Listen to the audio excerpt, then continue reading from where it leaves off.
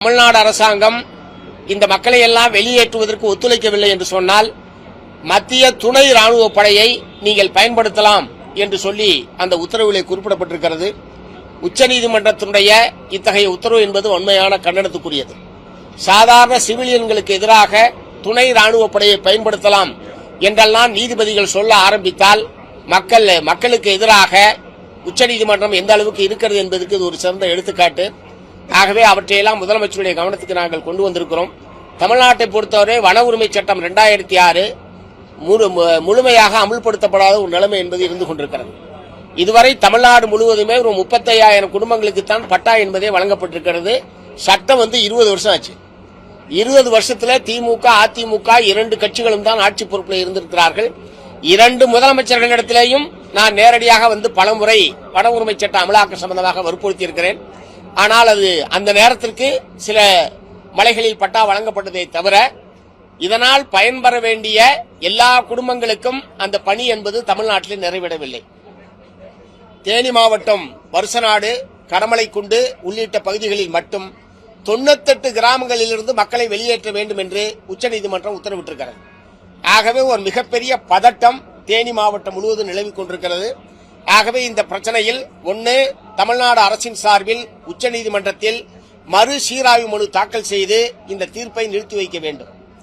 இரண்டாவது, வன உரிமை சட்டம் 2006 பழங்குடியினர் மற்றும் வனத்தை சார்ந்து வாழக்கூடிய இதர சமூகத்தினருக்கு அந்த சட்டத்தில் உள்ள சரத்துக்களின் அடிப்படையில் அனைத்து பயனாளிகளுக்கும் வன உரிமையும் நில உரிமையை வழங்குவதற்குரிய நடவடிக்கைகளை தமிழ்நாடு அரசாங்கம் தீவிரப்படுத்த வேண்டும். இந்த 2 விஷயத்தை நாங்கள் வற்புறுத்தியிருக்கிறோம்.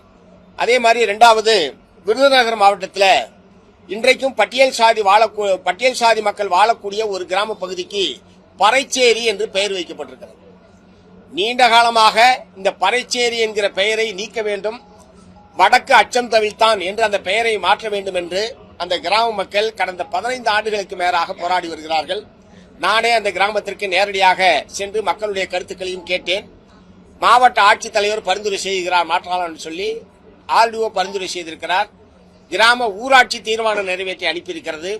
இவ்வளவு அனுப்பியதற்கு பிறகும் தமிழ்நாடு அரசினுடைய ஆவணங்களில் அந்த பறைச்சேரி என்பது நீக்கப்பட்டு வடக்கு அச்சம் தவிழ்த்தான் என்று மாற்றுவது என்பது ஒரு சாதாரணமான சின்ன வேலை. ஆனால் அது கூட அந்த சிறிய வேலையை கூட கடந்த 15 ஆண்டு காலமாக செய்யாமல் அந்த மக்கள் மிகப்பெரிய மன உளைச்சலுக்கு உள்ளாகியிருக்கிறார்கள். நீ இந்த எந்த ஊர்ரா அப்படின்னு கேட்டா இப்படி ஒரு ஊரை சொல்ல முடியுமா? வெளியே நான் இந்த ஊர்ல இருந்து வரேன்னு சொல்ல முடியுமா? ஒரு மிகப்பெரிய மன உளைச்சலுக்கு அந்த மக்கள் உள்ளாகி இருக்கிறார்கள். அதை ரொம்ப கவனமாக முதலமைச்சர் அவர் கேட்டார். அநேகமாக உடனடியாக அந்த பறைச்சேரி என்கிற பெயரினுடைய கிராமத்தினுடைய பெயரை மாற்றுகிற நடவடிக்கை உடனடியாக எடுக்க வேண்டும் என்பதை நாங்கள் வற்புறுத்திருக்கோம். மூன்றாவது, வடக்கு அச்சம் தவிழ்த்தான். ஏற்கனவே அச்சம் தவிழ்த்தான் என்பது அந்த கிராமத்தினுடைய பெயர். அந்த ஊராட்சியினுடைய ஒரு பகுதியாகத்தான் இந்த பறைச்சேரி என்கிற கிராமம் இருக்கிறது. அந்த கிராம ஊராட்சியே வடக்கு அச்சம் தவிழ்த்தான் என்று மாற்ற வேண்டும் என்று அவர்கள் பரிந்துரைத்திருக்கிறார்கள். மாவட்ட ஆட்சித்தலைவர் அதை பரிந்துரை செய்திருக்கிறார். ஆகவே இங்கே வருவாய் நிர்வாக ஆணையர் ஒரு உத்தரவு போட்டால் முடிகிற விஷயம். ஆனால் அது கூட இது இரண்டாவது. மூன்றாவது, சேலம் மாநகராட்சிக்கு தண்ணீர் விநியோகிக்கிற உரிமையை சூயஸ் என்கிற பிரான்ஸ் கம்பெனிக்கு ஏற்கனவே திமுக ஆட்சி காலத்தில் ஒப்பந்தம் என்பது ஆட்சியை விட்டு போகக்கூடிய நேரத்தில் வழங்கப்பட்டிருக்கிறது. ஏற்கனவே இந்த சூயஸ் நிறுவனம் கடந்த 4-5 ஆண்டு காலமாக கோயம்புத்தூர் மாநகராட்சியில் தண்ணீர் விநியோகத்தில் ஈடுபட்டிருக்கிறார்கள். இந்த பிரான்ஸ் நிறுவனம் ஏற்கனவே பொலிவியா, தென்னாப்பிரிக்கா உள்ளிட்ட நாடுகளில் தண்ணீர் விநியோகம் செய்து அதில் ஏழை மக்களுக்கெல்லாம் தண்ணீர் வழங்காமல் தண்ணீர் விநியோகத்தை தடுத்து நிறுத்தியதனுடைய விளைவாக கட்டணம் கட்டலன்னு சொல்லி அந்த மக்களே பெரிய எழுச்சி ஏற்பட்டு அந்த கம்பெனியை அடிச்சு விரட்டினாங்க. அப்படிப்பட்ட கம்பெனியிடம் இப்போது சேலம் மாநகராட்சியினுடைய நீர் விநியோக உரிமையை தமிழ்நாடு அரசாங்கம் வழங்கியிருப்பது என்பது ஏற்கத்தக்கதல்ல. இதுல சாதாரண ஏழை எளிய மக்கள் உட்பட இணைப்புக்கும் 25 வருஷத்துக்கு புத்தகம் கொடுத்திருக்காங்க ஒரு கம்பெனிக்கு. இப்ப 25 வருஷத்துல அவன் எவ்வளவு கட்டணம் ஏற்றுவான், என்ன பராமரிப்பான், ஏதும் தெரியாது. அதனால குடிதண்ணீர் என்பது குடிதண்ணீர் விநியோகம் என்பது அரசுடைய கட்டுப்பாட்டில் இருக்க வேண்டுமே தவிர தனியார் அதுவும் பன்னாட்டு கம்பெனிகளை ஒப்படைப்பது என்பதை ஏற்கவே முடியாது. ஆகவே அந்த ஒப்பந்தத்தை ரத்து செய்ய வேண்டும் என்பதை மாண்புமிகு முதலமைச்சரிடத்தில் நாங்கள் தெரிவிச்சிருக்கிறோம். அதிகாரிகளோடு கலந்து பேசுவதாக தெரிவித்திருக்கிறார். இந்த மிக முக்கியமான இந்த 4 மாவட்ட விவசாயிகள், பழங்குடி மக்கள், அதே மாதிரி சேலம் மாநகர மக்களுடைய குடிநீர் உரிமை, இந்த விருதுநகர் மாவட்ட மக்களுடைய அந்த கிராமத்தினுடைய பெயரை மாற்ற வேண்டும் என்கிற இந்த முக்கியமான பிரச்சனைகள் சம்பந்தமாகத்தான் இன்றைக்கு முதலமைச்சரை சந்திச்சோம்.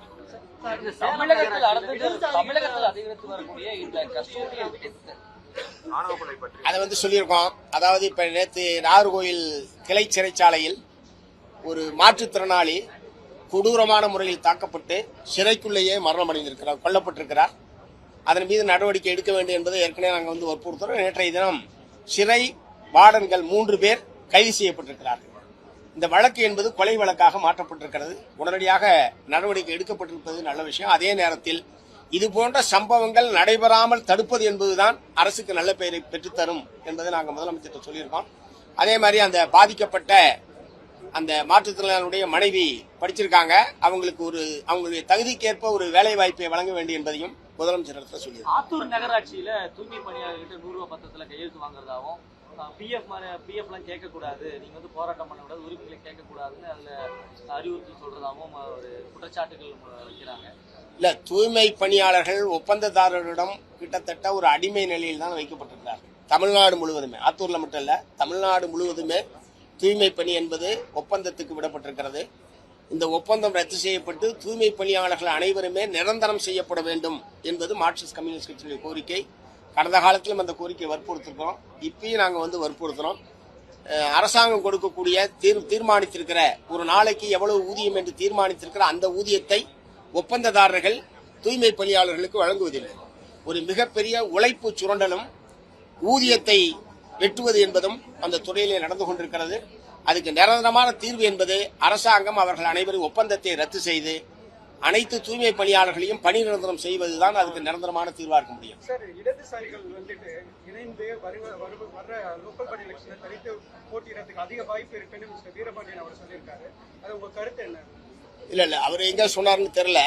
பட் தேர்தலை பொறுத்த வரைக்கும் நாங்க இப்ப யோசிக்கலன்றது ஏற்கனவே சொல்லியிருக்கோம். எல்லாரும் 3 பேரும் சேர்ந்து இது பண்ண போது சட்டமன்ற இடைத்தேர்தல், உள்ளாட்சி தேர்தல் இவைகள் சம்பந்தமாக இன்னும் எந்த முடிவும் எடுக்கப்படவில்லை. ஒருவேளை அவர் ஒருவேளை இப்படி சொல்லியிருக்கலாம். அப்படிப்பட்ட ஒரு நிலைமை ஏற்பட்டாலும் நாங்க தனியா அனுப்பணும் அவர் சொல்லியிருக்கலாமே தவிர, ஆனா எப்படினாலும் இடதுசாரிகள் சேர்ந்து தீர்மானிப்போம்.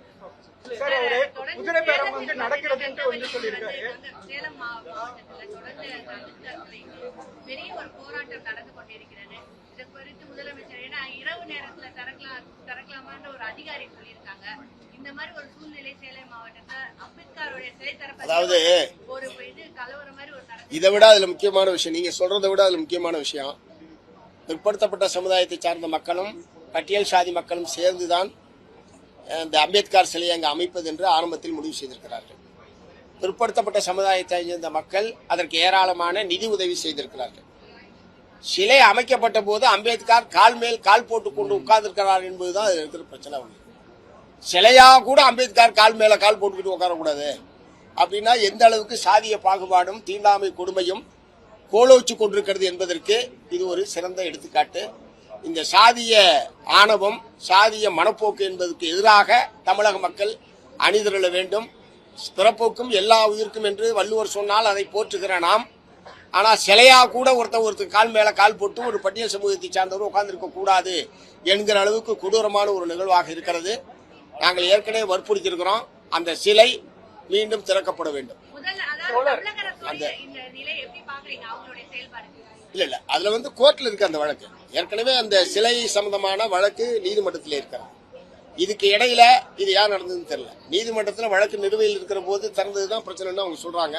இன்றைக்கு எங்களுடைய தோழர்கள் அங்க போயிருக்காங்க. முழுமையான விவரம் தெரிஞ்சதுக்கு பிறகு நானே ரியாக்ட் பண்றேன். பட் எப்படி இருப்பினும் அந்த சிலை முறையாக திறக்கப்பட வேண்டும். அதற்கு யாரும் தடை செய்வதை நாங்கள் ஏற்கவில்லை. பழனி கோயில் விவகாரத்துல அந்த லேண்ட் பிரச்சனை, பழனி கோயில் நிலத்தை தவறா பதிவு பண்றவங்க சர்ச்சை எழுந்திருக்கு சார். அவரை அவர் 100 கோடி ரூபாய் மதிப்புள்ள நிலத்தை அதையும் இதையும் லிங்க் பண்ணி பேசுறாங்க. எப்படி பண்ணிப்பாங்க? இனாம் நிலத்தையும் தொடர்ந்து முறையாக இல்ல, பொதுவாவே இந்துத்துவ சக்திகள் நாங்க கேட்கறது யாருக்கு கேட்கிறோம்? பட்டா அங்க இந்து பக்தர்களுக்கு தான் நாங்க கேட்கிறோம். கோயில் நிலமாவே இருந்தாலும் அங்க இருக்கக்கூடிய இந்து பக்தர்களுக்கு தான் நாங்க பட்டா கேட்கிறோமே தவிர இந்துக்களுக்கு எதிராக நாங்க உண்மையிலேயே இந்துக்களுக்கு எதிராக இருப்பவர்கள், இந்துக்களை பாதுகாக்கிறேன் என்று சொல்லக்கூடிய RSS, இந்து முன்னணி போன்ற அமைப்புகள் தான் இந்துக்களுக்கு எதிராக இருக்கிறார்கள். இரண்டாவது, இனாம் நில பிரச்சனை வேறு, பழனி கோயில் நிலம் சம்பந்தப்பட்ட பிரச்சனை என்பது வேறு. இனாம் நிலம் தமிழ்நாடு பூரா இருக்கு, மைனர் இனாம் இருக்கு, மேஜர் இனாம் இருக்கு, குடியிருக்கிறவங்களுக்காக விவசாயம் இருக்காங்க. கோயிலுக்கு அதுக்கு எந்த சம்மந்தமும் கிடையாது. அதுல நாங்க ரொம்ப தெளிவா இருக்கோம். ஆனா அவங்க இனாம் நிலம் என்றாலே அது கோயிலுக்கானது, அனாதை சொத்து பூரா கோயிலுக்குன்ற மாதிரி அவங்க பேசிட்டு இருக்காங்க. சோ அதை நாங்கள் ஏற்கவில்லை. இந்த பிரச்சனையை பொறுத்த வரைக்கும் அது சம்பந்தப்பட்ட ரெஜிஸ்ட்ரார் மீது உடனடியாக நடவடிக்கை என்பது எடுக்கப்பட்டது. மோசடியாக அது பத்திரப்பதிவு என்று அரசாங்கம் ஏற்றுக்கொண்டுதான் சம்பந்தப்பட்ட பதிவாளர் மீது அவர் பணி நீக்கம் என்பது செய்யப்பட்டிருக்கிறார். முறைப்படி அவங்க நடவடிக்கை எடுத்திருக்காங்க. போஸ்ட் எலெக்ஷன் சிபிஐ சிபிஎம் ரெண்டு கட்சிகளும் ஹார்ஸ் ட்ரேடிங் பத்தின கேள்விகள் எழுப்பாம இருக்காங்க என்ற குற்றச்சாட்டு இருந்தது. 2 நாளைக்கு முன்னாடி சிபிஐ வீரபாண்டியர் அவர்களுக்கு தெரிவிச்சிருந்தார், குதிரை பேரமானது கண்டிக்கப்பட வேண்டும்.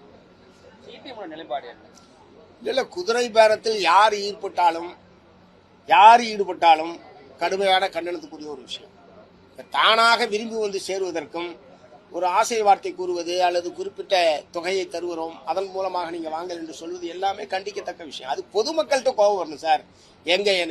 நான் ஓட்டு போட்டு தேர்ந்தெடுத்த எம்எல்ஏ 20 நாளே ராஜா போட்டு போறோம்னா ஊர் தொகுதி மக்கள் அவங்களை கொண்டு போய் அவங்களுக்கு எதிராக கிளர்ந்திருந்தா அந்த பிரச்சனை நடக்காது. மக்கள்கிட்ட கோபம் வரணும்.